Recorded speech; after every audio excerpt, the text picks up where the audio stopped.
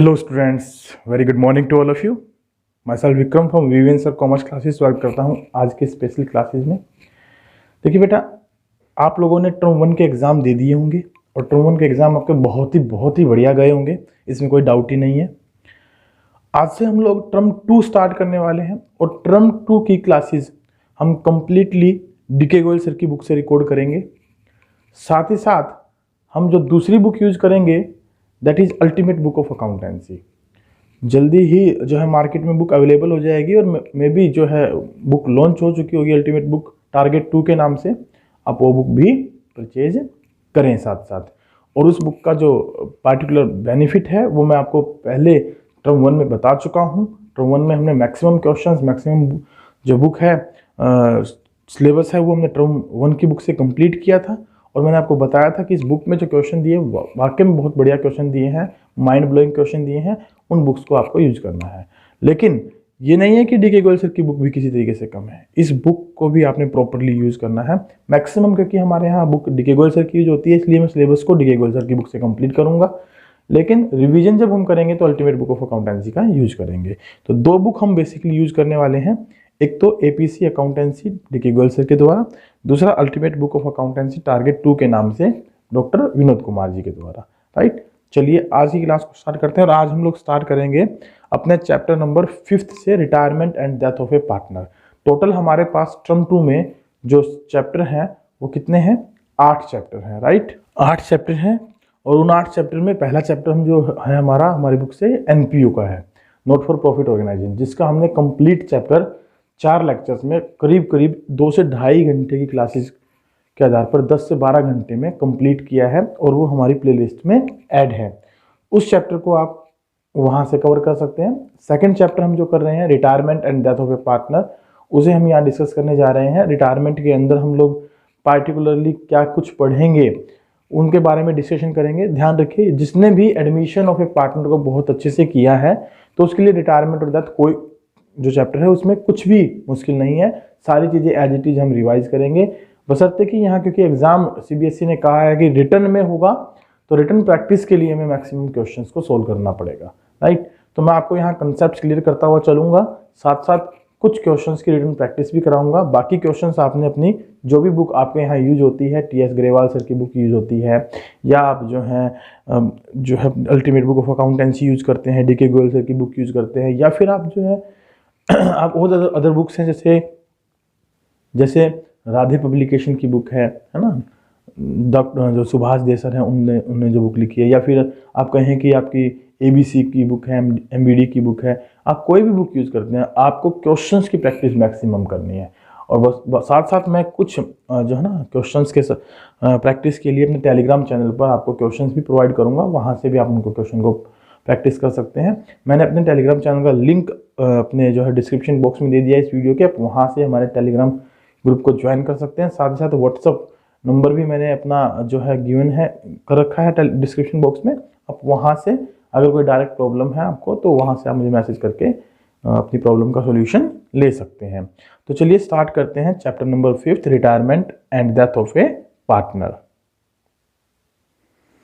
चलिए chapter number 5, retirement और death of a partner. आपके पास अपनी बुक होगी, आप अपनी बुक लेके बैठ सकते हैं, अदरवाइज आप इस वीडियो के थ्रू अपने टॉपिक को, अपने सिलेबस को कवर कर सकते हैं। टर्म 2 के बारे में हम बात कर रहे हैं, टर्म 2, और जिसका एक चैप्टर एनपीओ मैं पहले ही रिकॉर्ड कर चुका हूँ, आप उसको जो है इस वीडियो से कवर कर सकते हैं। उसका वीडियो लिंक भी मैं इसमें डाल दूंगा। साथ साथ आज हम कवर कर रहे हैं chapter number 2, retirement and death of a partner. Near about इसकी वेटेज जो रहेगी वो 12 to 13 मार्क्स की रहेगी, जिसमें से 1 mark plus 3 to 4 mark plus 8 mark question हमारा बेसिकली पूछा जाता है। राइट, तो 12 से 13 नंबर की जो इसकी वेटेज है उसको आप यहाँ से कवर करेंगे। इस चैप्टर के कुछ लर्निंग ऑब्जेक्टिव हैं जिसको पढ़ने के बाद आपको जो याद होंगे, आपको जो समझ में आएंगे, जो आप अंडरस्टैंड कर पाएंगे, वो क्या है। सबसे पहला पॉइंट है new profit sharing ratio and gaining ratio के बारे में आप जानेंगे कि न्यू प्रॉफिट शेयरिंग रेशो क्या होता है और गेनिंग रेशो क्या होता है। दूसरा आप समझेंगे difference between sacrificing ratio and gaining ratio. जो सैक्रिफाइसिंग रेशो है, जो गेनिंग रेशो है, उनके बीच में क्या अंतर है। तीसरा पॉइंट हम समझेंगे यहाँ पर accounting treatment of goodwill when a partner retires और डाइज। जब एक पार्टनर रिटायरमेंट लेता है या उसकी डेथ हो जाती है तो उस कंडीशन में हम अकाउंटिंग ट्रीटमेंट ऑफ गुडविल क्या करते हैं, इसके बारे में हम यहाँ समझेंगे। Accounting treatment for revaluation of assets and liabilities. जो एसेट्स हैं उनकी रीवैल्यूएशन, जो लाइबिलिटीज़ हैं उनकी रीअसेसमेंट क्या होती है और उसमें उसके अकॉर्डिंगली हम रीवैल्यूएशन अकाउंट कैसे बनाएंगे, इसके बारे में हमारा डिस्कशन रहेगा। नेक्स्ट रहेगा accounting treatment of reserves and accumulated profits. तो जो रिजर्व्स हैं जैसे कि free reserves, specific reserves, accumulated profit और लॉसेस साथ में, तो इनके बारे में हम लोग यहाँ डिस्कशन करेंगे कि कैसे इनका अकाउंटिंग ट्रीटमेंट किया जाएगा, राइट। नेक्स्ट रहेगा हमारा adjustment of capital according to new profit sharing ratio. जो कैपिटल है उसमें हम किस तरीके से एडजस्टमेंट करेंगे, कैसे उसकी एडजस्टमेंट की जाएगी। Disposal of amount due to retiring partner, hidden goodwill की calculation, calculation of amount payable to representatives of a deceased partner. तो टोटल इसमें दो कंसेप्ट हमारे हैं, रिटायरमेंट ऑफ और डेथ। तो रिटायरमेंट के बारे में और डेथ के बारे में कंप्लीट कंसेप्ट हम यहाँ डिस्कस करेंगे।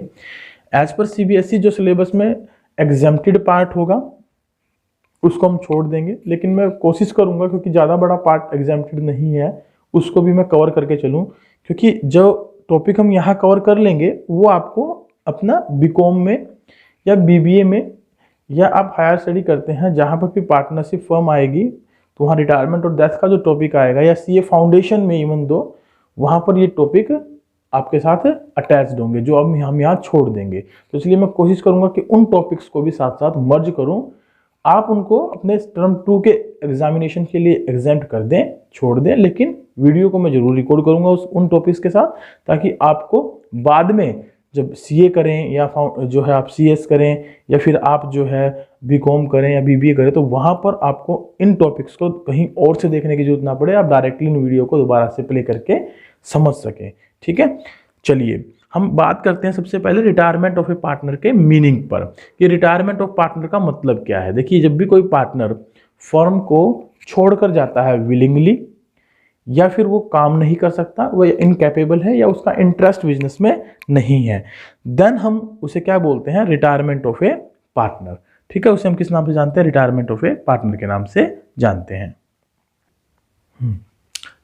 चलिए हम बात कर रहे थे रिटायरमेंट ऑफ ए पार्टनर के मीनिंग पर, और मैं बात कर रहा था आपसे कि एक पार्टनर फर्म से रिटायरमेंट ले सकता है, या तो वो विलिंगली रिटायरमेंट ले ले, या सभी पार्टनर्स की कंसेंट से रिटायरमेंट ले ले, या फिर जो एग्रीमेंट है उसके अकॉर्डिंगली वो रिटायरमेंट ले ले, या फिर पार्टनरशिप जो है ना फर्म के अंदर उसका अब काम करने का मन नहीं है, वो पार्टनर्स को बताए, सूचित करे और पार्टनर्स कंसेंट दें, ठीक है आप रिटायरमेंट ले सकते हैं। या फिर वो अनसाउंड माइंड हो जाए तो अभी हम एक पार्टनर को फर्म से क्या कर सकते हैं, रिटायर कर सकते हैं, ठीक है। उसकी अपनी एक इंटेंशन भी हो सकती है काम ना करने की, तो या वो ओवर एज्ड हो जाए, मतलब कारण कोई भी हो, एक पार्टनर पार्टनरशिप फर्म से रिटायरमेंट लेता है तो उस वक्त हमें उसको बहुत सारी चीज़ें देनी होती हैं। यानी कि जब एक पार्टनर रिटायरमेंट लेता है तो उस कंडीशन में एक पार्टनर को आपको क्या क्या चीज़ें देनी होती हैं, इसके बारे में हमें पढ़ना है यहाँ पर, इसके बारे में हमें समझना है, क्योंकि हमारा कंप्लीट क्वेश्चन जो रहेगा वो एग्जाम में एक बड़ा क्वेश्चन जो 8 नंबर का आता है, वो 8 नंबर का क्वेश्चन इसी बेस पर आता है कि भाई जो रिटायरिंग पार्टनर है उसको हमें क्या क्या देना है और उसकी कैपिटल की पेमेंट किस तरीके से करनी है। तो यही पॉइंट हम यहाँ जो हमने ऊपर डिस्कस किए टोटल ये 8 पॉइंट कि भाई हम उनको कैलकुलेट करने के लिए हमें न्यू प्रॉफिट शेयरिंग रेशो की जरूरत पड़ेगी, गेनिंग रेशो की जरूरत पड़ेगी, या फिर हमें गुडविल का ट्रीटमेंट करके दिखाना पड़ेगा, उसके लिए रिवोल्यूशन अकाउंट में उसका हिस्सा क्या रहेगा, या फिर जो एक्यूमुलेटेड प्रॉफिट लॉसेस रिजर्व्स हैं उनमें क्या हिस्सेदारी रहेगी, उसकी कैपिटल को हमें एडजस्ट करना पड़ेगा कि उसको जो पेमेंट कर रहे हैं वो पैसा कहाँ से आएगा। अब पैसा आने के बाद भी हमें देखना पड़ेगा क्या हम उसको लमसम पेमेंट करेंगे या उसके पैसे को लोन में ट्रांसफ़र करेंगे, और लोन में ट्रांसफर करने के बाद अगर हमें उसे इंटरेस्ट देना है तो किस रेट से देंगे। इन सब बातों का जिक्र हम इस चैप्टर में करेंगे, सब बातों के बारे में डिस्कशन हम इस चैप्टर में करने वाले हैं, और इस चैप्टर में 1 बाय 1 पॉइंट्स को हम डिस्कस करते हुए चलेंगे, और जितने पॉइंट्स हम डिस्कस करते चलेंगे उन्हीं को यदि हम कंसोलिडेटेड कर देंगे तो हमारा एक 8 मार्क्स का क्वेश्चन जो है प्रिपेयर हो जाएगा, राइट। मैंने बुक को इसलिए चूज किया है कि आपके पास सभी के पास बुक अवेलेबल है, और तकरीबन सभी स्कूल्स में, सभी इंस्टीट्यूशंस में बुक्स के थ्रू पढ़ाया जाता है, टॉपिक्स को क्लियर किया जाता है, बच्चे जनरली प्रैक्टिस बुक में से करते हैं। तो बुक अगर मैं यूज कर रहा हूँ, बुक अगर मैं उनके सामने ये इस तरीके से प्रेजेंट कर रहा हूँ, तो उसका पर्पस केवल इतना है कि आप लोगों को line to line concept clear होता चले। कहीं कोई डाउट हो तो आप प्लीज़ डिस्क्रिप्शन बॉक्स में जो है मैसेज व्हाट्सअप करके छोड़ दें या टेलीग्राम ग्रुप पे छोड़ दें, या फिर आप मैसेज जो कंटेंट बॉक्स होता है हमारा, जो यूट्यूब पर हम लोग वीडियो प्ले करते हैं, प्रीमियर करेंगे आप लोगों के लिए, तो वहाँ पर भी आप अपने पॉइंट्स को रख सकते हैं, मैसेज कर सकते हैं, इंस्टेंटली आपको वहाँ रिप्लाई मिलेगा। तो रिटायरमेंट ऑफ ए पार्टनर के मीनिंग को समझते हुए हम चलते हैं। A partner has the right to retire from the firm after giving due notice in advance. Old partnership comes to an end after the retirement of a partner, but the firm continues and a new partnership comes into existence between the remaining partners. So what is retirement of a partner? उससे impact क्या है, क्या प्रभाव पड़ने वाला है? देखिए, जब भी कोई पार्टनरशिप फर्म रिटायर्ड होती है, कोई भी पार्टनर रिटायर होता है पार्टनरशिप फर्म से, तो सबसे पहले उसे आप कहते हैं रिकॉन्स्टिट्यूशन। ठीक है, क्या कहलाता है वो? रिकॉन्स्टिट्यूशन। कोई पार्टनर, जैसे हमने चैप्टर इससे पहले डिस्कस किए कि भाई एक पार्टनर ने फर्म में एडमिशन ले लिया, पुराने पार्टनर्स के लाभ हानि अनुपात में चेंज आ गया, तो उसकी वजह से फर्म क्या हो रही थी? रिकॉन्स्टिट्यूट हो रही थी। तो ऐसे ही जब कोई पार्टनर फर्म से रिटायरमेंट लेता है तो भी फर्म क्या होती है? रिकॉन्स्टिट्यूट होती है। इसका अनदर नेम रहेगा डिसोल्यूशन ऑफ पार्टनरशिप। ठीक है, कई बार एक नंबर का क्वेश्चन इस पर पूछ लिया जाता है कि डिसोल्यूशन ऑफ पार्टनरशिप का क्या मतलब है। तो डिसोल्यूशन ऑफ पार्टनरशिप का मतलब है रिकॉन्स्टिट्यूशन ऑफ पार्टनरशिप। और बेसिकली हम ये कहते हैं, जब भी पार्टनरशिप डीड में किसी भी कारण से कोई भी चेंज आता है, that is called reconstitution of partnership. तो एक कारण रिटायरमेंट एंड डेथ भी है फर्म के रिकॉन्स्टिट्यूट होने का। A retiring partner is entitled to get the following things. और उस कंडीशन में जो रिटायरिंग पार्टनर है वो क्या क्या चीज़ें लेगा, उसके बारे में हम बात करें तो उसको बेसिकली मिलने वाला है शेयर इन गुडविल। गुडविल में जो इसका हिस्सा रहेगा, goodwill of the firm is valued and retiring partner's share of goodwill is credited to his capital account. तो यहाँ पर जो एक पार्टनर रिटायरमेंट लेगा तो उसको बेसिकली गुडविल में क्या मिलेगा? हिस्सा मिलेगा। और गुडविल में जो उसका हिस्सा बनेगा उसकी कैलकुलेशन हम कैसे करेंगे? जो हमने chapter number 2 change in profit sharing ratio में मेथड्स डिस्कस किए थे, भाई average profit method, super profit method, capitalization method of goodwill, तो उन्हीं के बेसिस पे यहाँ गुडविल की वैल्यूएशन की जाएगी, या फिर जो हिडन गुडविल की कैलकुलेशन का बेस है उसे हम यहाँ एक्सेप्ट करेंगे, उसे हम अडॉप्ट करेंगे, उसके अकॉर्डिंगली गुडविल की वैल्यूएशन की जाएगी और उसमें जो रिटायरिंग पार्टनर का हिस्सा होगा वो उसे दिया जाएगा। ठीक है, अब अगर यहाँ गुडविल ऑलरेडी कैलकुलेटेड होगी, वैल्यूड होगी, then there is no need to worry, हमें मेथड्स को देखने की जरूरत नहीं। लेकिन मेरा सजेशन यही है कि एक बार आप उन मेथड्स को जरूर रिवाइज कर लें। हमारे प्रीवियस वीडियोस से वो मेथड्स में हमने बताया है कि गुडविल कैसे जो है वैल्यूड की जाती है, उनको एक बार समझें ताकि यहाँ पर आपको किसी प्रकार की कोई प्रॉब्लम ना फेस करनी पड़े। दूसरा पॉइंट हम उससे देने वाले हैं शेयर्स इन रिजर्व्स। पहला था शेयर इन गुडविल, दूसरा है शेयर्स इन रिजर्व्स। अब रिजर्व्स में उसको क्या क्या हिस्सा दिया जाएगा? तो रिजर्व्स हमारे दो प्रकार के होते हैं, तो फ्री रिजर्व्स, एक स्पेसिफिक रिजर्व्स, और दूसरा एक एक्यूमुलेटेड प्रॉफिट का पार्ट भी होता है, उसमें भी हम उसको हिस्सा देंगे। जनरली इनको अनडिस्ट्रीब्यूटेड प्रॉफिट के नाम से बुलाते हैं। So reserves are undistributed profit of the previous year, hence the retiring partner share of reserves और undistributed profit is also credited to his capital account. Now here what is meant to credited? It means we have to plus in the retiring partner capital account, right? उसके credit में हमें ये item लिखने होंगे। जो partner capital account हम यहाँ maintain करेंगे तो रिटायरिंग पार्टनर के क्रेडिट में हम इसे लिखेंगे, क्योंकि आपको पता ही है मॉडर्न रूल जो है हमारा क्लियर CLEAR, तो उसमें जो कैपिटल का रूल है वो क्या है? Capital is to be increase by crediting and decrease by debiting. चलिए, थर्ड पॉइंट हम उसे देंगे share in revaluation of assets and liabilities. जो एसेट्स और लाइबिलिटीज हैं उनको हम रीवैल्यूड करते हैं, रीअसेस्ड करते हैं, तो उसमें उसका क्या हिस्सा रहेगा वो चीज़ें हम उसे प्रोवाइड करने वाले हैं। Assets and liabilities are revalued on the date of retirement and retiring partner share of profit is credited or loss is debited to his capital account।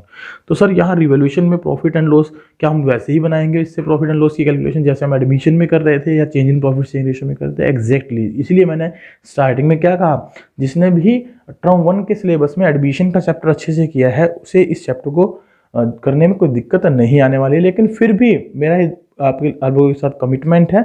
यदि आपने एडमिशन के चैप्टर को अच्छे से नहीं भी किया है तो आप इस चैप्टर को यहाँ पर अच्छे से कर लें, आपको एडमिशन का चैप्टर भी एक प्रकार से आ जाएगा, उसकी भी प्रॉब्लम सोल्व करनी आपके लिए ईजी हो जाएंगी। ठीक है, चलिए। Total amount due to retiring partner thus ascertained is either paid off immediately और is transferred to his loan account and to be paid afterward. और या फिर हम उसको क्या करते हैं, इस तरीके से जो पार्टनर का कैपिटल अमाउंट बनता है उसको तो तुरंत पेड कर देते हैं, या फिर क्या करते हैं, इसको लोन में ट्रांसफर कर देते हैं। और लोन में ट्रांसफर करने के बाद क्या करते हैं कि भाई फर्दर ऑन विद इंटरेस्ट उसकी धीरे धीरे हम क्या करते रहते हैं, पेमेंट करते रहते हैं। तो हम सिंपली यहाँ ये कहेंगे कि जब भी कोई पार्टनर फर्म से अब रिटायरमेंट लेता है तो उसको सिंपल वर्ड्स में आप कैसे डिफाइन करेंगे, retirement means one or more partner may leave the firm but it does not mean the end of business, right? Business का अंत नहीं होगा।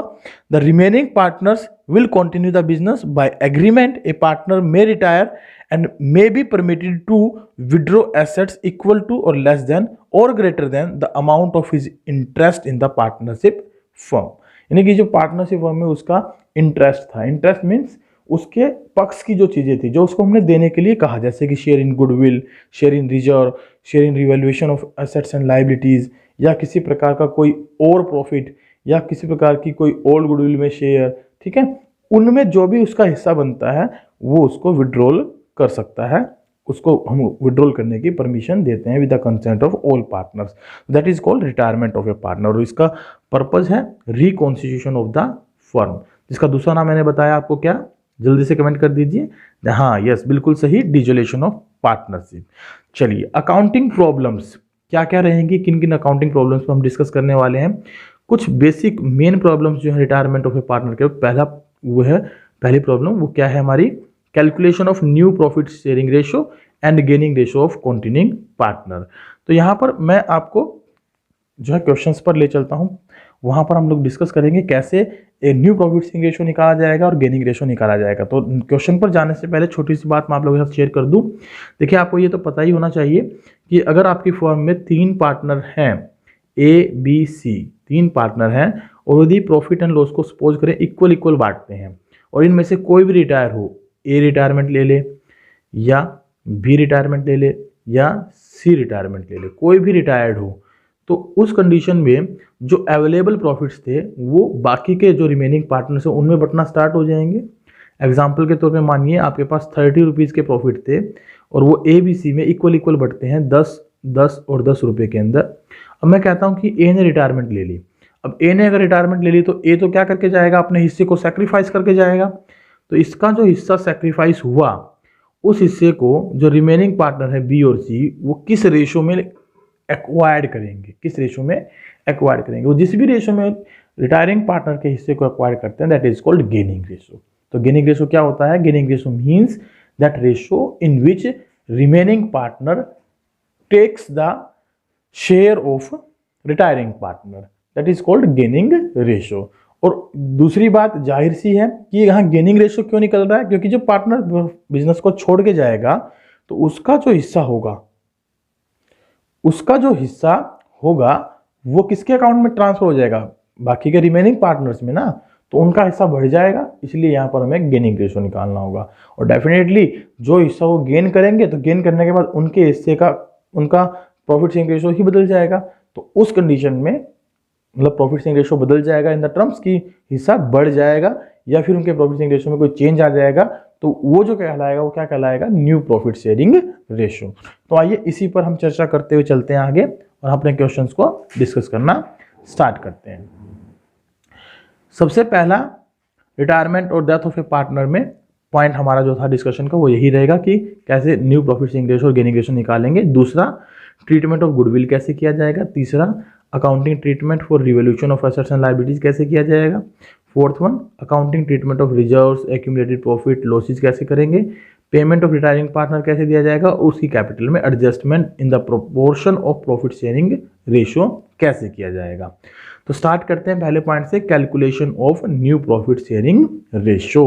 न्यू प्रॉफिट शेयरिंग रेशो में पहला केस हमें दिया गया है, if new profit sharing ratio of remaining partner are not given in the question. क्या, new profit sharing ratio of remaining partner are not given in the question, it will be assumed that remaining partners continue to share profit and losses in the old ratio. Now what it means to say, देखिए यहाँ पर एक illustration को लेकर हम understand करने की कोशिश करते हैं। कहना ये चाहता है कि अगर हमें नए पार्टनर का प्रॉफिट एंड लॉस शेयर नहीं दिया है, सॉरी नई फर्म के अंदर रिमेनिंग पार्टनर का नया प्रॉफिट शेयरिंग रेशियो नहीं दिया है, तो हम ये मान लेते हैं कि पार्टनर के रिटायरमेंट के बाद जो रेशो बचा रिमेनिंग पार्टनर्स का, वो उसी रेशो में अपने प्रॉफिट एंड लॉस को क्या करेंगे, शेयर करेंगे। ठीक है, तो चलिए एग्जांपल देखते हैं। पहला एग्जांपल है XYZ पार्टनर है, प्रॉफिट शेयरिंग रेशो करते हैं 3, 2, 1 में, and calculate new ratio when X retires. देखिए अब X के रिटायरमेंट की बात हुई है, XYZ का ओल्ड रेशो दिया है आपको, लेकिन ये नहीं बताया कि X के रिटायरमेंट के बाद Y और Z का न्यू रेशो क्या होगा। तो इस कंडीशन में इनका नया जो रेशो होगा that will be the same in which they are previously distributing the profit. तो Y और Z पहले किस रेशो में बांट रहे थे, 2:1 में, तो here 2:1 will be there new profit sharing ratio. In the same manner when Y retires, तो Y के रिटायरमेंट पे न्यू रेशो हमारा जो होगा किसका भला, X और Z का, तो वो क्या ट्रीट किया जाएगा, तो Y को आप यहाँ से हटाएं 3:1, और जब हम कहेंगे कि Z रिटायरमेंट लेता है तो X और Y का नया रेशो क्या होगा, अब Z को हटा दें 3:2। तो हमने जो पहला केस था, if new profit sharing ratio of remaining partner are not given in the question, it will be assumed that remaining partner continue to share profits and losses in their old ratio. तो वो हमें यहाँ पर applicable करना है, right. Hope so कि आपको ये क्वेश्चन समझ में आया होगा। अगर इस तरीके का कोई भी क्वेश्चन आपको मिलता है तो आप उसको इजिली सोल्व कर पाएंगे। चलिए एक छोटा सा पॉइंट और मैं ले लेता हूँ। सपोज करिए ABCD ये 4 पार्टनर हैं और इनका रेशो है 3:2:1:1, और इसमें से यदि A और D यदि रिटायरमेंट ले लें, ये दोनों रिटायर्ड हो जाएं, तो आप बता सकते हैं B और C का नया रेशो क्या होगा। बिल्कुल सही 2:1, क्योंकि हमने अभी बात की थी अगर रिमेनिंग पार्टनर का नया रेशो गिवन ना हो तो उस कंडीशन के अंदर उनका ओल्ड रेशो जो होता है that will be treated as their new ratio. Question क्या था आपने समझ लिया। ABCD 4 पार्टनर थे, मैंने कहा A ने रिटायरमेंट ले ली और D ने रिटायरमेंट ले ली, तो B और C का नया रेशो क्या होगा। तो अभी हमने पढ़ा कि अगर हमें नया रेशो गिवन ना हो रिमेनिंग पार्टनर्स का, तो उनका ओल्ड रेशो जो होता है that will be treated as their new ratio. तो B और C का नया रेशो क्या होगा यहाँ पर 2:1। चलिए इलिस्ट्रेशन नंबर 2 पर चलते हैं। इलिस्ट्रेशन नंबर 2 में क्या बताया गया, हमें यहाँ डिस्कशन किया गया हमारे साथ कि ABC पार्टनर है, प्रॉफिट शेयरिंग रेशो करते हैं 1/2, 1/3, 1/6 में। Find out new ratio if B retire. देखिए B ने रिटायरमेंट ले ली तो सिंपल सी बात है B को आप यहाँ से क्रॉस करें, बाकी जो बच गया वो उनका न्यू रेशो बचेगा। लेकिन यहाँ पर न्यू रेशो को कैलकुलेट करने से पहले इनको एक बार बेस से इक्वल करें। तो यहाँ 1/2 है, 1/3 है, 1/6 है, तो 6 इनका एलसीएम आ जाएगा। तो 1/2 को हम लिख सकते हैं 3/6, 1/3 को लिख सकते हैं 2/6, और 1/6 को लिख सकते हैं 1/6, राइट। तो B को हमने यहाँ से क्रॉस कर दिया तो बचा क्या 3:1। तो B के रिटायरमेंट के बाद A और B का नया रेशो कितना आ जाएगा 3:1। क्लियर है। सेम केस नंबर 1 की ही बात कर रहे हैं जो केस नंबर 1 में हमने डिस्कस किया। चलिए दूसरा पार्ट और देख लेते हैं। PQR are partner sharing profit in the ratio of 1/2, 2/5, 1/10। Find out new ratio if P retires. तो P चला गया तो यहाँ पर भी बेस इक्वल करें, ये हो जाएगा 5/10, ठीक है, ये हो गया हमारा 4/10 और ये हो गया हमारा 1/10। तो यहाँ P ने रिटायरमेंट ले ली तो अब जो रेशो बचा 4:1 that will be the new profit sharing ratio Q and R। Clear है। आप इसका सॉल्यूशन यहाँ से देख सकते हैं, सॉल्यूशन आपके सामने है बुक में, बाकी आपको समझ में आ ही गया होगा। चलिए केस नंबर 2 पर हम डिस्कशन करते हैं। केस नंबर 2 क्या है हमारा, sometimes the remaining partner purchase the share of retiring partner in some specific portion, ठीक है, some specified proportion। तो जब अब तक तो हम बात कर रहे थे कि पार्टनर ने रिटायरमेंट ले ली और ये नहीं बताया गया कि उसके हिस्से को पुराने पार्टनर्स ने, जो रिमेनिंग पार्टनर है, उन्होंने खरीदा है, किस रेशो में खरीदा है, या फिर ये भी नहीं बताया गया था कि उनका नया रेशो क्या है। तो हमने ये अज्यूम किया था कि उनका जो ओल्ड रेशो है वही उनका क्या माना जाएगा, न्यू रेशो माना जाएगा। क्लियर। तो यहाँ पर हम बात कर रहे हैं अब कि जो रिमेनिंग पार्टनर है वो रिटायरिंग पार्टनर के हिस्से को किसी स्पेसिफाइड प्रोपोर्शन में खरीद रहे हैं। In such case the fraction of shares purchased by them is added to their old share and new ratio is calculated. तो यहाँ पर मैं थोड़ा सा एक वैल्यू एडिशन करूंगा क्वेश्चन के साथ, अब ध्यान देंगे। यहाँ पर जो केस नंबर 1 हमने पढ़ा था, केस नंबर वन क्या था हमारा कि भाई नया प्रॉफिट शेयरिंग रेशियो गिवन नहीं है, तो पुराने रेशियो को हमने ये अज्यूम कर लिया था कि वो उनका नया रेशियो माना जाएगा। यहाँ पर आप साथ में एक चीज और ऐड करेंगे कि अगर ऐसा कोई कंडीशन आपको नजर आती है और यहाँ पर आपसे पूछा जाता है calculate the gaining ratio also, तो वैसे तो मैं बता दूं गेनिंग रेशियो का फॉर्मूला होता है न्यू रेशियो।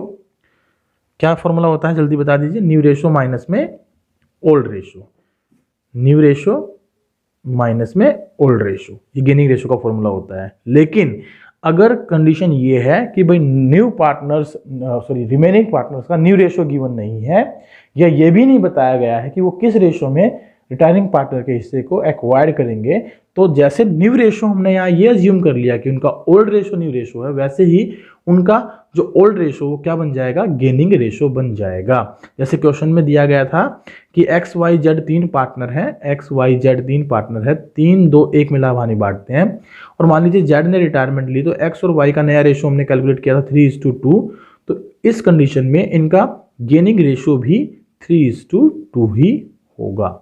ठीक है, ये आप यहाँ पर एक बात ऐड कर लें, ताकि मान लीजिए 1 नंबर का क्वेश्चन आता है और आपसे पूछा जाता है गेनिंग रेशियो बताइए, A B C D partner है, डी ने रिटायरमेंट ले ली, तो इनका गेनिंग रेशियो बताइए। अब गेनिंग रेशियो निकालने के लिए आप फॉर्मूला तो यूज नहीं करने वाले ना, ऐसी कंडीशन में new ratio minus old ratio कर तो सकते हैं, लेकिन अब 1 नंबर के क्वेश्चन में जब हमें ये पता है कि रिमेनिंग पार्टनर्स का ना तो नया रेशियो दिया और ना ही ये बताया कि वो रिटायरिंग पार्टनर के हिस्से को किस रेशियो में एक्वायर्ड कर रहे हैं, तो उस कंडीशन में आप क्या करेंगे? उस कंडीशन में आप उनके ओल्ड रेशियो को ही उनका गेन रेशियो मान लेंगे, तो वहां पर कैलकुलेशन करके देखने की जरूरत नहीं है। होप सो कि आप मेरी बात समझ पाए। और केस नंबर जो 2 है उसमें हम यहाँ स्पष्ट लिखा है जो रिमेनिंग पार्टनर है वो क्या कर रहे हैं? रिटायरिंग पार्टनर के हिस्से को एक स्पेसिफाइड प्रोपोर्शन में परचेज कर रहे हैं, खरीद रहे हैं, और वो जो खरीद रहे हैं जिस रेशियो में, तो उसके अकॉर्डिंगली हम क्या कैलकुलेट कर लेंगे यहाँ पर? Gaining share. ठीक है, गेनिंग शेयर की कैलकुलेशन कर लेंगे। तो गेनिंग शेयर जैसे ही आएगा उसको हम क्या करेंगे? ओल्ड रेशियो में ऐड कर देंगे, ओल्ड रेशियो में ऐड कर देंगे, तो इससे हमारा क्या निकल जाएगा? New ratio. ध्यान रखिएगा, जब ओल्ड रेशियो में गेनिंग शेयर ऐड करते हैं तो न्यू रेशियो की कैलकुलेशन होती है, और गेनिंग शेयर जब भी निकालना होता है तो न्यू रेशियो माइनस में ओल्ड रेशियो करते हैं, या फिर रिटायरिंग पार्टनर का शेयर इनटू जिस रेशियो में रिमेनिंग पार्टनर एक्वायर्ड कर रहे हैं उसके हिस्से को। आइए इसको इलिस्ट्रेशन नंबर 3 से समझने की कोशिश करते हैं। इलिस्ट्रेशन नंबर 3 में क्या कहा गया है ये देखते हैं। सबसे पहला पॉइंट हमारे सामने रखा है कि ABC 5:4:3, ABC are partner sharing profit in the ratio 5:4:3 and B retired, इनमें से बी ने रिटायरमेंट लिया and his share was divided equally among A and C. तो जब ऐसी कंडीशन लिखी है तो आप इसको इस तरीके से लिख सकते हैं कि भाई ए बी सी पार्टनर है और बी ने क्या ले ली? रिटायरमेंट ले ली, और बी के हिस्से को ए और बी ने इक्वली ले लिया है। तो बी का सबसे पहले बताइए हिस्सा कितना था? बी का हिस्सा था 5 4 9 और 3 12, तो 4/12, और 4/12 को ए और बी ने इक्वल लिया है, इसका मतलब 4/12 में 1/2 तो ए ने ले लिया, और 4/12 में 1/2 बी ने ले लिया। This is called their gaining share in B's share. B के हिस्से में ए का गेन कितना हुआ? 2/12, और बी का गेन कितना हुआ? 2/12। अब 2 से 4 को काट देंगे तो 2/12 इन्होंने क्या कर लिया? गेन कर लिया। अब ये आ गया इनका गेनिंग शेयर। इनका ओल्ड रेशियो हमारे पास गिवन है 5/12 एंड 3/12, तो हमें नया रेशियो निकालना है। तो सोल्यूशन करते हो तो आप ध्यान रखेंगे B share will be divided among the A and C in ratio 1:1, तो ये आ जाएगा ए का गेन 2/12, और जो है हमारा सी का गेन, ओके सॉरी यहाँ सी लिख लेंगे आप, बी तो रिटायरमेंट ले गया ना, तो सी लिख लेंगे आप, ये सी का गेन आया, तो सी का गेन 2/12। अब ए का न्यू रेशियो कैसे निकलेगा? ए का old ratio plus gain share, तो 5/12 इसका ओल्ड रेशियो था, प्लस 2/12 हमने इसमें ऐड कर दिया, तो इसी को 7/12। ऐसे सी के लिए 3/12 इनका ओल्ड रेशियो था, 2/12 हमने ऐड कर दिया 5/12, तो बेस इक्वल है 12/12, तो ए और सी का नया रेशियो कितना आ गया? 7:5। 5। Is it clear? ये हमारा यहाँ पर क्या हो जाएगा, आंसर हो जाएगा। होप सो कि आपको ये क्वेश्चन समझ में आया होगा। चलिए एक इलस्ट्रेशन फोर्थ करते हैं, थोड़ा सा ये टॉपिक और क्लियर हो जाएगा कैसे हमें कैलकुलेट करना है। देखिए ABC पार्टनर है, प्रॉफिट शेयरिंग रेशियो है 5:4:3 and C taking the retirement and his share was taken up bye A and B in the ratio 3:2। Find out new ratio. तो इस क्वेश्चन को करने के लिए वही करेंगे आप। सबसे पहले क्या निकालेंगे, रिटायरमेंट किसने ली है, C ने ली है, तो A का गेन निकाल लेंगे। A का गेन कैसे निकलेगा, C का शेयर कितना है 3/12, उसमें कितना गेन कर रहे हैं 3/12 में 3/5 A गेन कर रहे हैं और 2/5 B गेन कर रहे हैं। तो 3/12 का 3/5 और 3/12 का 2/5 A और B का गेन निकल जाएगा। और A और B का जैसे ही गेन निकलेगा उनके ओल्ड रेशो में वो आप प्लस कर दें, ओल्ड रेशो में प्लस कर दें, तो ये आ जाएगा 34/60 और 26/60। इसको हम अगर लिखेंगे तो ये आएगा 34:26 और 2 से इसको काट देंगे तो ये आ जाएगा 17:13। होप सो कि आपको ये इलस्ट्रेशन कोड समझ में आया और ये भी समझ में आया क्वेश्चन कैसे करना है। चलिए बहुत अच्छी बात है। चलिए इलस्ट्रेशन 5 पर चलते हैं। इलस्ट्रेशन 5 क्या कहती है, इलस्ट्रेशन 5 में हमें दिया गया है ABC पार्टनर है और रेशियो है उनका 1/4, 2/5, 7/20। तो मैंने बताया था अगर ऐसा क्वेश्चन आए तो पहले बेस इक्वल करना चाहिए। यहाँ 20 है तो यहाँ 5/5 से मल्टीप्लाई करा दूंगा तो ये हो जाएगा 5/20। सर आपने ऐसा क्यों किया, देखिए बेस इक्वल करना, 5/20 का मतलब भी 1/4 ही होता है। 2/5 है तो ये हो गया 8/20 और ये है हमारे पास 7/20। तो 8, 7, 15 और 5, 20। तो रेशियो क्या बन गया इनका 5:8:7। ये आ गया A का, B का और C का रेशियो। इसमें से किसने रिटायरमेंट ली है, A ने रिटायरमेंट ली है। लीजिए A ने रिटायरमेंट ले ली, सर्कल कर लिया मैंने। और इसके हिस्से को B और C 1:2 में ले रहे हैं। तो इसका हिस्सा कितना है 5/20, A का हिस्सा कितना है 5/20 और इसको कौन कौन ले रहा है, B और C ले रहा है। किस रेशो में ले रहे हैं 1:2 में ले रहे हैं। तो B ने कितना लिया 5/20 × 1/3, ठीक है, और C ने कितना लिया 5/20 × 2/3। तो इसको अगर देखते हैं तो इसने ले लिया 5/60 और इसने ले लिया 10/60, ठीक है। ये आ गया 5/60 और 10/60। ये इनका गेनिंग शेयर आ गया। ये B का गेन आ गया 5/60 यानी कि 1/12 हो जाएगा। 5 एकम 5 और 5 एकम 5, 5 दूनी 10, 1/12। और इसका हिस्सा हो जाएगा 1/6, 0 से 0 काट दूँ तो 2 से मल्टीप्लाई कराएं, 2 से डिवाइड कराएं, 2/12। तो इसका गेन कितना आ जाएगा 2/12 आ जाएगा, राइट। तो B का नया share old ratio plus gain share, C का नया share old ratio plus gain share. तो ये आ गया 29/60, 31/60। 29:31 इनका क्या आ जाएगा, न्यू शेयर आ जाएगा। Is it clear? और गेनिंग रेशो यहाँ क्या होगा, अब इन क्वेश्चनों में अगर आपसे पूछा जाए गेनिंग रेशो क्या होगा, तो जिस भी रेशो में ये एक्वायर्ड कर रहे हैं ना हिस्से को, जैसे B और C ने 1:2 में लिया तो this is called gaining ratio, इसको गेनिंग रेशो कहेंगे। अगर गेनिंग शेयर पूछा होता तो इसके हिस्से को जो 1:2 है उसको हम A के हिस्से से मल्टीप्लाई करा देते तो इनका गेन आ जाता, जैसे कि हमने ये कैलकुलेट किया B का गेन, C का गेन, ठीक है। तो इस तरीके से इनकी क्या हो जाती है, हमारी कैलकुलेशन हो जाती। आइए चलते हैं नेक्स्ट इलस्ट्रेशन पर।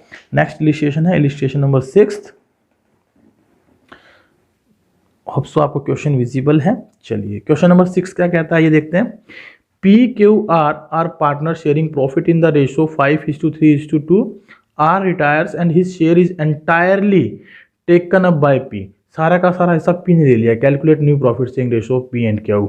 चलिए इसको क्वेश्चन को सोल्व करने से पहले मैं छोटी सी बात आपसे डिस्कस कर लेता हूँ, यहाँ लिख देता हूँ। मान लीजिए PQR अगर 10 और 10 रुपये का प्रॉफिट बांटते आपस में, टोटल 30 रुपीज़, और यहाँ पर रिटायरमेंट R ने ले ली और R का सारा हिस्सा P अगर ले लेता है तो इसको एज इट इज इसमें ऐड कर सकते थे। तो इनका रेशो क्या हो जाता है 20:10 यानी 2:1। तो ये क्वेश्चन इतना ही सिंपल है। इसी तरीके से हमने करना है, जिसने इसके हिस्से को लिया है उसके हिस्से में रिटायरिंग पार्टनर के हिस्से को ऐड कर दीजिए, क्योंकि ये सारा का सारा हिस्सा क्या माना जाएगा, गेन शेयर माना जाएगा। किसका, P का। P ने R के शेयर को क्या कर लिया है, गेन कर लिया है, ओनली गेनर है। तो इसलिए P का नया शेयर निकालते हैं तो उसके ओल्ड रेशो में R के हिस्से को जोड़ दें तो ये इसका नया शेयर आ जाएगा। और क्योंकि क्यू ने कोई भी गेन नहीं किया तो उसका हिस्सा अनचेंज्ड रहेगा, उसमें कोई चेंज नहीं आने वाला। तो according to this new ratio of P and Q क्या बन जाएगा, 7/10, 3/10, दैट इज 7:3। ये इसका आंसर होगा। Is it clear? चलिए इलिस्ट्रेशन 7 को देखते हैं। यहाँ पर क्वेश्चन में थोड़ा सा ट्विस्ट रहेगा और ध्यान से समझेंगे क्वेश्चन को। क्वेश्चन है हमारा, A, B and C are partners in a firm sharing profit and losses in the ratio 7/15, 7/15, 1/3, 1/5। तो यहाँ पर 1/3 और 1/5 को 15 के रेशियो में कन्वर्ट करें, यह आ जाएगा 5/5, 3/3। तो ये हो गया 5/15 और ये हो गया 3/15। तो रेशियो क्या बन गया, 7:5:3। ए बी सी का जो रेशियो है वो हमें ये गिवन है।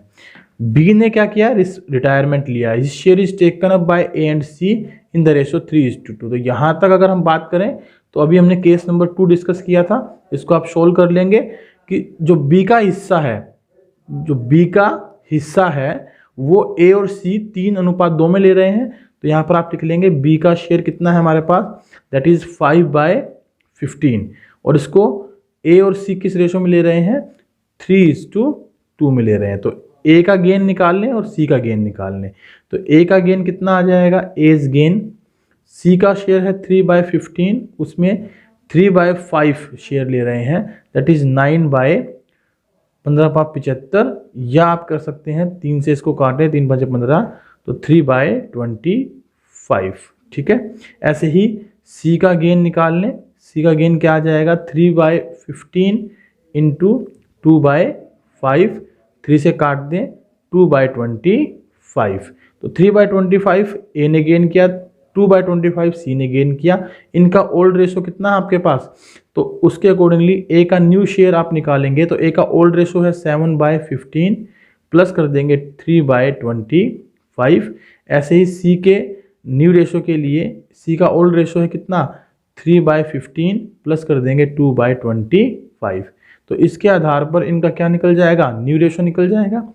ठीक है, नया रेशो आप चेक कर लीजिए। इनका एग्जिस्टिंग शेयर था 7/15 और इसका था 1/5, जिसको हमने मल्टीप्लाई करके लिख दिया था 3/3, 3/15। इसमें शेयर एक्वायर्ड फ्रॉम बी से उन्होंने क्या लिया, इसने लिया 1/5, इसने लिया 2/15 और ये हमने इसमें ऐड कर दिया, तो इनका नया शेयर आ गया। ये हमारी जो कैलकुलेशन है और इस कैलकुलेशन में कोई अलग से अंतर नहीं है, उन्होंने काट कर ले लिया, हमने बढ़ा करके ले लिया। आप इसको सिंपल भी लिख सकते हैं। 7/15 में ये कितना ऐसा ले रहे हैं, 3/25। ठीक है, इस रेशो में ये क्या कर रहे हैं, गेन कर रहे हैं। किसके हिस्से को, बी के हिस्से को।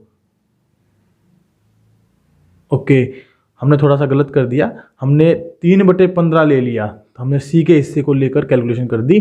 कोई बात नहीं, आप सी के हिस्से को लेकर कैलकुलेशन करते हैं तो आप ये मान के चलिए कि सी पार्टनर जो है वो रिटायरमेंट ले रहा है और ये हम बी के लिए कैलकुलेशन कर रहे हैं। ठीक है, ये बी का गेन मान लीजिए, लेकिन आप क्वेश्चन के अकॉर्डिंग चलें प्लीज़। मैंने कैलकुलेशन में यहाँ गलत ले लिया, 3/15 और 3/15, हमें लेना था कितना, 5/15 लेना था, बी क्योंकि रिटायरमेंट ले रहा था। तो इसके अकॉर्डिंगली आप कैलकुलेशन करें। बी के रिटायरमेंट में बी का हिस्सा गेन करेंगे तो बी का हिस्सा कितना था, 3/15 ना, सॉरी 5/15, जिसका मतलब था 1/3। तो 1/3 में 3/5, 1/5 गेन कर लेंगे। 1/3 में 2/5, 2/15 गेन कर लेंगे। तो 7/15 में 1/5 जोड़ दें और 1/5 में 2/15 जोड़ दें। हमारी जो कैलकुलेशन है वो हमने गलती कहाँ कर दी कि हमने यहाँ लेना था बी का शेयर और ले लिया सी का शेयर, राइट। इसको आप ठीक कर लेंगे, होप सो। चलिए, इसको लेने के बाद हमारे पास न्यू रेशो किसका आ गया, ए और सी का, दैट इज 2:1। अब इसके बाद क्वेश्चन में क्या लिखा है, डी इज एडमिटेड इमीडिएटली।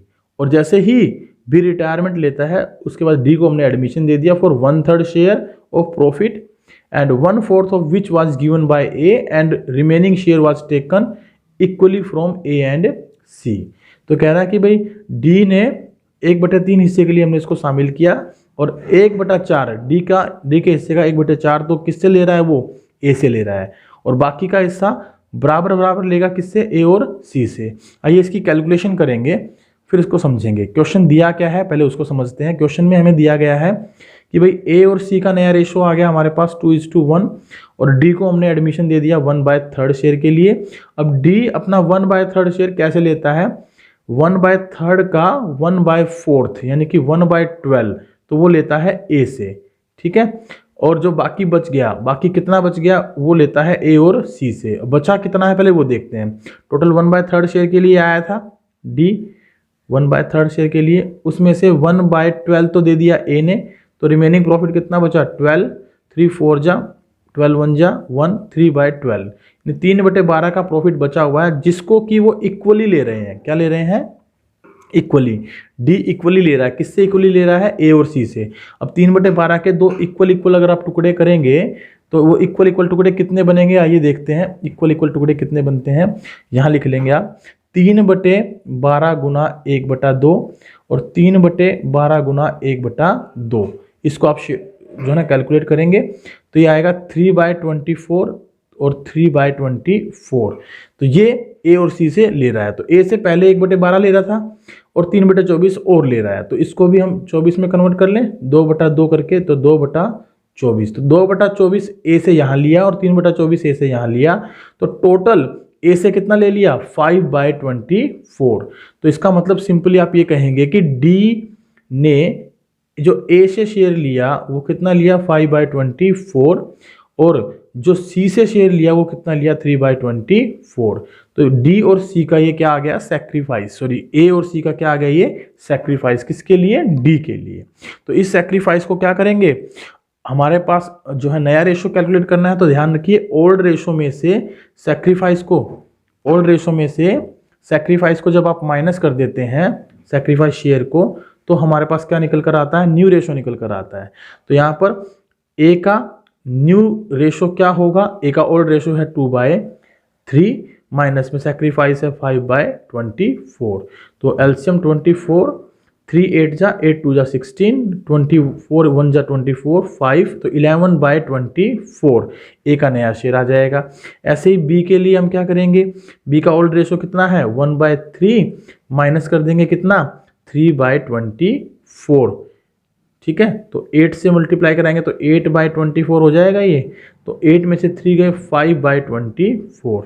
और डी जो है नया पार्टनर उसका हिस्सा में दिए रखा है 1/3, इसको 8 से मल्टीप्लाई कराएं 8 से डिवाइड कराएं तो इसका आ जाएगा कितना 8/24। तो 11:5:8 नया रेशो कितना आ गया, ए का, बी का और डी का, सॉरी ए का, सी का और डी का। ये सी का है बेटा, ये सी का है। तो ए का, सी का और डी का कितना आ गया 11:5:8।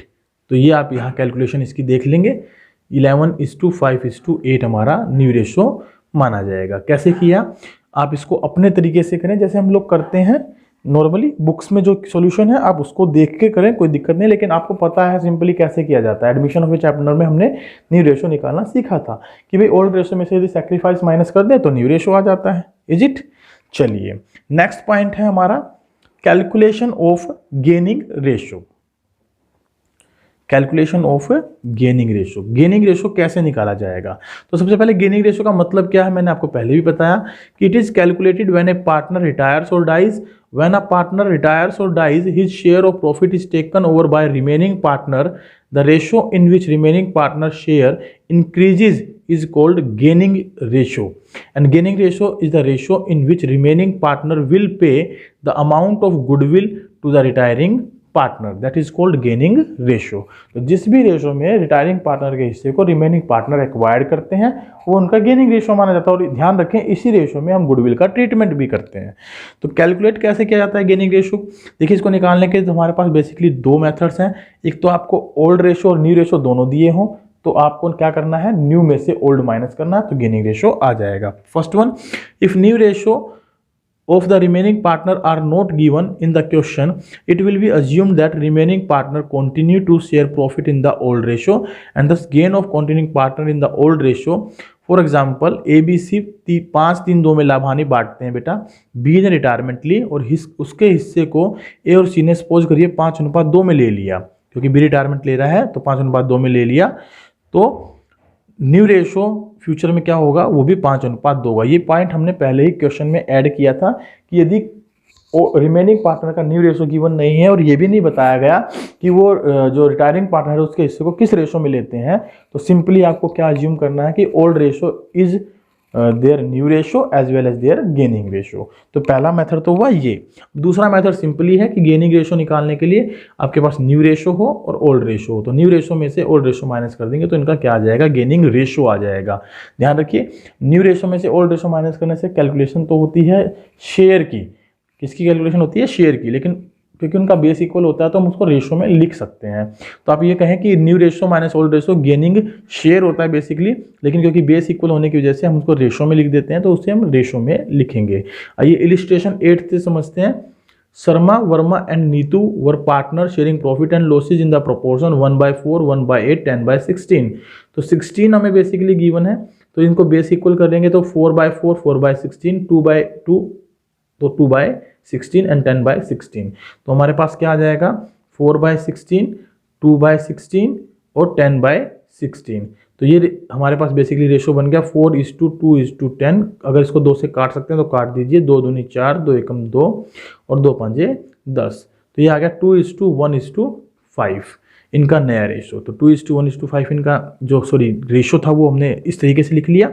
Calculate new profit sharing ratio between continuing partner if A Sharma's retire. अगर शर्मा रिटायर हो रहे हैं तो इनका न्यू रेशो क्या होगा, कुछ नहीं लिखा तो सीधी सी बात है, ये हमारे पास रेशो था इनका शर्मा का, वर्मा का और नीतू का। तो शर्मा जी रिटायर हो गए तो वर्मा और नीतू का रेशो कितना हो गया, 1:5।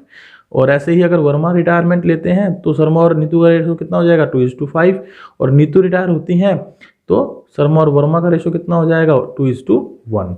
कहता है also calculate their gaining ratio in each of the above situation. अब गेनिंग रेशो की कैलकुलेशन करेंगे तो मैंने आपको बताया था, जब ये लिखा ही ना हो कि रिमेनिंग पार्टनर रिटायरिंग पार्टनर के हिस्से को किस रेशो में लेते हैं, तो हम क्या कहते हैं, they will acquire in the old ratio even though. तो जो इनका नया रेशो निकलेगा वही इनका गेनिंग रेशो निकलेगा। ठीक है, ये आप क्वेश्चन को यहाँ से स्टडी कर सकते हैं, पढ़ सकते हैं, और ऊपर जो केस हमने समझाया था सेम उसी तरीके का एक क्वेश्चन है। आइए इलिस्ट्रेशन 9 पर चलते हैं। ए बी सी पार्टनर है, 4, 3, 2 में लाभानी बांटते हैं। बी ने रिटायरमेंट ली। A and C decided to share the profits and losses in the future in ratio 5:4। Calculate gaining ratio. आपको क्या बताना है, इनका गेनिंग रेशो बताना है। क्या बताना है, गेनिंग रेशो। तो 4, 3, 2 नया रेशो दिया है, ओल्ड रेशो दिया है, 5:4 न्यू रेशो दिया है। तो आपको गेनिंग रेशो निकालना है, तो आप लिख लीजिए ओल्ड रेशो माइनस में न्यू रेशो। ये फॉर्मूला होता है हमारा किसका, सैक्रिफाइस रेशो का। और न्यू रेशो माइनस में ओल्ड रेशो, ये फॉर्मूला होता है हमारा किसका, गेनिंग रेशो का। तो हमें गेनिंग रेशो निकालना है, तो न्यू में से ओल्ड माइनस कर दीजिए। तो न्यू रेशो में से ओल्ड माइनस करते हैं तो कौन रिटायरमेंट ले रहा है, बी रिटायरमेंट ले रहा है। ठीक है, तो ए का गेन निकलेगा और सी का गेन निकलेगा। किसका गेन निकलेगा, ए का और सी का। तो ए का गेन निकालने के लिए ए का नया रेशो कितना है, 5/9, और ए का ओल्ड रेशो कितना है, 4/9। तो ए ने कितना गेन किया होगा, 5 में से 4 गया, 1/9। ठीक है, सी के लिए भी क्या करेंगे, न्यू रेशो कितना है, 4/9, ओल्ड रेशो कितना है, 2/9। तो इसने कितना गेन किया होगा, 2/9। तो हमारे पास गेनिंग रेशो क्या आ जाएगा, 1:2। तो 1:2 में ये क्या कर लेंगे, गेन कर लेंगे। Is it clear. चलिए नेक्स्ट इलिस्ट्रेशन पर चलते हैं हम। इलिस्ट्रेशन नंबर 10, ये इसका सॉल्यूशन था, आप इसे यहाँ देख लें। तो 1:2 हमारा यहाँ क्या आ गया था, गेनिंग रेशो आ गया था। इलिस्ट्रेशन नंबर 10 क्या कहता है ये समझते हैं। इलिस्ट्रेशन नंबर 10 में दिया है A B C D 4 partner है, 1/3, 1/6, 1/3 एंड 1/6 रेशो दिया है। तो इसको इक्वल कर लेंगे। ए बी सी डी 1/3 को लिख सकते हैं 2/6, 1/6, 2/6, 1/6। तो रेशो हमारा हो गया 2:1:2:1। ठीक है, गेनिंग रेशो निकालना है, न्यू रेशो और ओल्ड रेशो। ये तो हो गया इनका ओल्ड रेशो, और सी के रिटायरमेंट के बाद ए बी डी का नया रेशो दिया गया है इक्वली। तो ठीक है, ए का गेन निकाल लें। न्यू रेशो कितना है, 1/3, और ओल्ड रेशो कितना था ए का, 2/6 या 1/3। तो 0 हो गया, क्योंकि 2/6 का मतलब 1/3 होता है। तो 1/3 माइनस 1/3 0। बी का गेन कितना आ जाएगा, तो बी का हमारे पास जो है न्यू रेशो कितना है, 1/3, ओल्ड रेशो कितना है, 1/6। तो 1/6 यहाँ लिख दें, तो ये बच गया 1/6। एलसीएम लेके आप माइनस कर देंगे। ऐसे ही डी का गेन कितना आ जाएगा, 1/6। तो गेनिंग रेशो कितना हो गया, 0:1:1। तो बेसिकली यहाँ 2 पार्टनर क्या कर रहे हैं, गेन कर रहे हैं। कौन कौन, बी और डी। तो बी और डी का गेनिंग रेशो आ जाएगा 1:1। चलिए इलिस्ट्रेशन नंबर 11 पर चलते हैं। इलिस्ट्रेशन नंबर 11 में क्या लिखा है ये देखते हैं। क्वेश्चन नंबर इलिस्ट्रेशन नंबर 11 क्या कहता है, मधु, सुरभि और निखिल पार्टनर है विदाउट एनी पार्टनरशिप डीड। देखिए जब पार्टनरशिप डीड नहीं होता तो रेशो क्या होता है 1:1 इक्वल होता है। 3 पार्टनर है, इक्वल रख दिया। मधु रिटायर्ड, मधु ने रिटायरमेंट ली। Calculate future ratio of continuing partner if they agreed to acquire her share in the ratio 5:3। तो this is called gaining ratio. और इक्वली ये भी हमारा क्या होगा गेनिंग रेशो का। 2 केस दे दिए, गेनिंग रेशो में गिवन है दोनों केसेस के अंदर। Also mention their gaining ratio, तो गेनिंग रेशो तो हमने मेंशन कर ही दिया। पहले केस में 5:3 और दूसरे केस में 1:1। अब इस रेशो में लेते हैं तो हमने पीछे क्वेश्चन सोल्व किए ही हैं इसके। आपको करना क्या है, मधु का हिस्सा कितना है 1/3, उसको 5:3 में डिवाइड कर दें और एक बार 1:1 में डिवाइड कर दें। तो ये आ जाएगा हमारे पास किसका, सुरभि का और निखिल का गेन शेयर। और गेन शेयर आने के बाद आपको क्या करना है, ओल्ड रेशो में प्लस करना है। ओल्ड रेशो में प्लस करेंगे तो इनका क्या निकल जाएगा, न्यू रेशो। होप सो आप इस क्वेश्चन को कर लेंगे, केस 1 को भी और केस नंबर 2 को भी कर लेंगे, राइट। चलिए केस नंबर 2 भी आप सोल्व कर लेंगे। इलिस्ट्रेशन नंबर 12 पर चलते हैं। इलिस्ट्रेशन नंबर 12 क्या कहता है ये देखते हैं। इलिस्ट्रेशन नंबर 12 में हमें दिया गया है ABC पार्टनर है, ठीक है। 3/8, 1/2 और 1/8 मिला हमारी बांटते हैं। ए ने रिटायरमेंट ली और surrenders 2/3 of his share in favour of B and remaining in favour of C. तो यहाँ पर ए ने क्या किया है, रिटायरमेंट ले ली है। ए का हिस्सा कितना है 3/8, इसमें से अपने हिस्से का 2/3 तो किसको दे रहा है, बी को दे रहा है। और अपने ही हिस्से का जो रिमेनिंग यानी 2/3 दे दिया तो 1/3 बच गया, ये किसको दे रहा है, सी को दे रहा है, राइट। तो इसने कर दिया 2/8 का सेक्रीफाइस तो बी को, 2/8 बी को, यानी बी का गेन आ गया 2/8 और 1/8 किसका गेन आ गया, सी का गेन आ गया। तो बी और सी के हिस्से में ये हिस्सा जोड़ दें आप लोग। बी का गेन हमारे पास आ गया 2/8 और सी का गेन आ गया 1/8। इनके ओल्ड रेशो में इसको प्लस कर दें तो नया रेशो कितना आ जाएगा 3:1। होप सो आप इसकी कैलकुलेशन कर पाएंगे और समझ में भी आ रहा आप कैसे करेंगे इन क्वेश्चंस को। चलिए इलिस्ट्रेशन नंबर 13 पर चलते हैं। इलिस्ट्रेशन नंबर 13 क्या है, ABCD 4 पार्टनर हैं जिनका प्रॉफिट शेयरिंग रेशो आपको दिया गया है 3:2:1:4। A decide to retire from the firm and his share is acquired by B and C in the ratio of 3:2। इसका मतलब है कि ABCD 4 पार्टनर थे। ए ने रिटायरमेंट लिया है और बी और सी क्या कर रहे हैं, गेन कर रहे हैं एक हिस्से को, यानी डी का हिस्सा तो एज इट इज रहेगा, बी और सी का हिस्सा निकालेंगे ओल्ड प्लस गेन। तो ए का हिस्सा कितना है मेरे पास 3 और 2 5, 6 और 4 10, 3/10। इसको बी और सी ने 3:2 में ले लिया है तो 3/10 इंटू 3/5, 3/10 इंटू 2/5। तो इसकी कैलकुलेशन हो गई कितनी 9/50 और 6/50। तो ए का गेन और सी का गेन हमारे पास आ गया। इनका ओल्ड रेशो आपको दिया ही है। ओल्ड रेशो कितना दिया है, बी का और सी का गेन आने के बाद बी का ओल्ड रेशो था हमारे पास 2/10, उसमें गेन जोड़ दें 9/50। तो बेस इक्वल कर दूं, 5 से मल्टीप्लाई 5 से डिवाइड, तो 10 + 9 19/50 इसका नया रेशो आ गया। ऐसे ही सी का 1/10 था, उसमें जोड़ दें 6/50, तो बेस इक्वल करें 5/5, तो 6 और 5 11/50 आ गया। और डी का हिस्सा हमारे पास 4/10 था ही, तो 5/5 यानी कि 20/50 आ जाएगा। तो 19, 11 और 20, 19:11:20 इनका न्यू शेयर आ जाएगा। Is it clear. और गेनिंग रेशो की बात करें तो गेनिंग रेशो कितना है 3:2, बी और सी गेन कर रहे हैं। चलिए नेक्स्ट चलते हैं। नेक्स्ट है हमारे पास इलिस्ट्रेशन नंबर 14। अब इलिस्ट्रेशन नंबर 14 को आप ध्यान से समझेंगे। एक अच्छा क्वेश्चन है, CBSE 2015 में पहले आ चुका है। क्वेश्चन में गिवन क्या है, 1/1/2018 को उदय और कौशल entered into partnership with fixed capital of rupees 7 lakh and 3 lakh respectively. They admitted Govind as a new partner on 1/1/2010. Govind लाया 10 लाख रुपए तो कैपिटल के और उनका न्यू प्रॉफिट शेयरिंग रेशो हो गया 3:2:5। ओल्ड रेशो क्या था हमारा, अभी तक तो हमें गिवन नहीं है तो हम यही मान लेंगे कि 1:1 उनका ओल्ड रेशो था। ठीक है, जब रेशो गिवन ना हो तो 1:1 ओल्ड रेशो था और नया रेशो में दे दिया 3:2:5।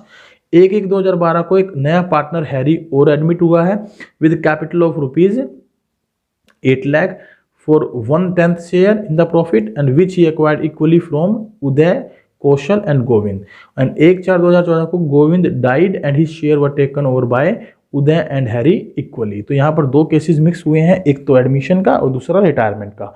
तो सबसे पहले तो एडमिशन का केस है, गोविंद को एडमिशन दिया है तो कोई बात नहीं, गोविंद को हिस्सा मिल ही गया है 5/10। तो आप यहाँ पर किसका किसका सेक्रीफाइस निकालेंगे, उदय और कौशल का। तो कैलकुलेशन करना है हमें, क्या कैलकुलेट करना है हमें, sacrifice ratio of Uday and Kaushal when Govind admit. तो गोविंद के एडमिशन पे उनका ओल्ड रेशियो माइनस में न्यू रेशियो कर दें तो हमारे पास उदय का और कौशल का क्या आ गया, सेक्रीफाइस रेशियो आ गया। ठीक है, ओल्ड रेशियो 1/2 कहाँ से आया, जब पार्टनरशिप डीड ना हो तो हम इक्वल मान लेते हैं। 3/10 और 2/10 इनका ओल्ड रेशियो था, माइनस करें तो 2/10 और 3/10 क्या आ जाएगा, सेक्रीफाइस रेशियो आ जाएगा। पहला केस आपको समझ में आ गया होगा। चलिए पहला केस यहाँ देख लेंगे एक बार। दूसरे केस में आप चलें, न्यू प्रॉफिट शेयरिंग रेशियो निकालना है उदय, कौशल और गोविंद का जब हैरी ने एडमिशन लिया। अब हैरी अगर एडमिशन ले रहा है और हैरी कह रहा है कि वो अपना 1/10 हिस्से के लिए आया जो कि बराबर बराबर लेगा तीनों से, तो पहले 1/10 के 3 बराबर बराबर टुकड़े कर लें, 1/30 1/30 1/30। कैसे करेंगे, 1/10 के लिए आया, 1/3 वो हर एक पार्टनर से ले रहा है तो 1/30 फ्रॉम ईच पार्टनर वो ले रहा है। तो ये तो हो गया सेक्रीफाइस ऑफ ईच पार्टनर। और उदय, कौशल और गोविंद के ओल्ड रेशो में से ये सेक्रीफाइस माइनस कर दें तो इनका क्या आ जाएगा, नया रेशो आ जाएगा। हैरी का हमें गिवन ही था 1/30 + 1/30 + 1/30 3/30। तो न्यू रेशो कितना आ गया, 8:5:14:3। क्लियर है, ये आप कैलकुलेशन समझ पाएंगे। चलिए थर्ड पॉइंट इन्होंने क्या पूछा है हमसे, थर्ड पॉइंट पूछा है new profit sharing ratio of Uday, Kaushal and Harry on Govind's death. अब गोविंद की डेथ पर ये तो बताया ही नहीं ना कि उसके हिस्से को, हाँ बताया सॉरी, ये बताया गया है कि गोविंद की डेथ पर उसके हिस्से को किसने ले लिया है, उदय और हैरी ने बराबर बराबर। तो गोविंद के हिस्से को 2 टुकड़ों में बांट लें बराबर बराबर। ठीक है, बराबर बराबर देखेंगे तो इसका हिस्सा कितना था 14/30, उदय और हैरी ने बराबर बराबर लिया तो 7/30 ईच ले लिया। और उसको ही हम क्या करेंगे, उदय के न्यू शेयर में कैलकुलेशन करते हैं तो old ratio plus gaining share कर देंगे तो 15/30 आ जाएगा, कौशल का 5/30 आ जाएगा और हैरी का 10/30 एज इट इज रहेगा। तो उदय, कौशल और हैरी का नया रेशो आ जाएगा 3:1:2। होप सो कि आप ये कैलकुलेशन अच्छे से कर पाएंगे। ठीक है, चलिए नेक्स्ट है question number 15। A B C partner हैं, 4:3:2 में लाभानी बांटते हैं। ए ने रिटायरमेंट ली from the firm and decided that profit sharing ratio between B and C will be same as existing between A and B. Calculate new ratio and gaining ratio. नया ratio और gaining ratio निकालना है। तो आपको दिया गया है ratio of A B 4:3। ठीक है, ए बी का रेशो कितना दिया है 4:3। ये बता रहा है ना कि हमारे पास ए ने रिटायरमेंट ली है and it is decided that profit sharing ratio between B and C will be the same as existing between A and B। तो A और B का रेशो पहले कितना था 4:3 था, तो उसी में B और C क्या करेंगे, शेयर करेंगे 4:3। तो A, B और C का रेशो था मेरे पास 4:3:2। तो A के रिटायरमेंट के बाद B और C का रेशो कितना हो गया 4:3। तो ये इनका ओल्ड रेशो है, ये इनका न्यू रेशो है। तो ओल्ड और न्यू में डिफरेंस करेंगे तो गेनिंग आ जाएगा। तो new ratio minus old ratio कर दें तो हमारे पास इनका गेनिंग रेशो आप इजिली कैलकुलेट कर पाएंगे। क्वेश्चन को समझना है और सोल्व करना है। तो 15:3 इनका क्या आ जाएगा, गेनिंग रेशो। तो ये तो हुए हमारे न्यू रेशो और गेनिंग रेशो के क्वेश्चन। और आज का जो लास्ट टॉपिक हम डिस्कस करने वाले हैं that is difference between sacrificing ratio and gaining ratio. और उसके बाद जो नेक्स्ट टॉपिक रहेगा अकाउंटिंग ट्रीटमेंट ऑफ गुडविल, उसको हम अपनी नेक्स्ट क्लास में डिस्कस करेंगे। तो सबसे पहले सैक्रिफाइसिंग रेशो क्या होता है, ratio of decrease in old partner share of profit at the time of admission of a new partner. जबकि गेनिंग रेशो क्या होता है, gain in the remaining partner share of profit at the time of retirement और death of a partner. जब कोई partner retirement या death होती है उसके हिस्से को जब पुराने पार्टनर, बचे हुए पार्टनर गेन करते हैं तो उसे गेनिंग रेशो बोलते हैं। और जब कोई नया पार्टनर आता है तो उसके फेवर में पुराने पार्टनर जो अपना हिस्सा सेक्रीफाइस करते हैं उसे सेक्रीफाइसिंग रेशो बोलते हैं। इनके डिफरेंस के हमारे पास बेसिस गिवन है। सबसे पहले मीनिंग में सैक्रिफाइस रेशो क्या है, it is ratio in which the old partner surrendered A part of their share in favour of a new partner. And gaining ratio के लिए it is a ratio in which the remaining partner acquire the out going और retired और disease partner share. Hope so ये दोनों meaning आपको clear होंगे। कब निकाला जाता है, it is calculated at the time of admission of a new partner and it is calculated at the time of retirement and death of a partner. ठीक है, ये इनके बीच में दो डिफरेंसेस हैं और एक डिफरेंसेस थोड़े से हमें और दिए गए हैं, वो देख लेते हैं क्या कि डिफरेंसेस गिवन है। डिफरेंसेस में फॉर्मूला ऑफ कैलकुलेशन, तो जब सेक्रीफाइस रेशो निकाला जाता है तो ओल्ड रेशो में से न्यू रेशो माइनस करते हैं, और गेनिंग रेशो निकाला जाता है तो न्यू रेशो में से ओल्ड रेशो माइनस करते हैं।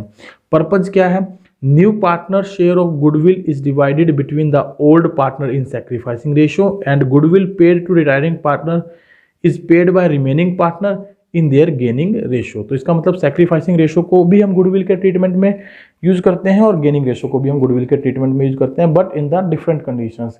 जब एडमिशन का केस होता है तो हम सेक्रीफाइस रेशो यूज करते हैं, और रिटायरमेंट ऑफ डेथ का केस होता है जब हम गेनिंग रेशो यूज करते हैं। तो ये थी हमारी आज की क्लास, जिसमें हमने कंप्लीटली न्यू रेशो और गेनिंग रेशो के रिलेटेड जो है 15 इलिस्ट्रेशंस और उनके बीच में डिफरेंस को डिस्कस किया। आप इनके प्रैक्टिकल क्वेश्चन जो है एक्सरसाइज से करें। यदि इनमें किसी प्रकार का कोई डाउट हो तो वो आप पूछें। नेक्स्ट क्लास में हम लोग डिस्कस करेंगे अकाउंटिंग ट्रीटमेंट ऑफ गुडविल के बारे में, ठीक है, और इसके प्रैक्टिकल क्वेश्चंस को सॉल्व आउट करेंगे।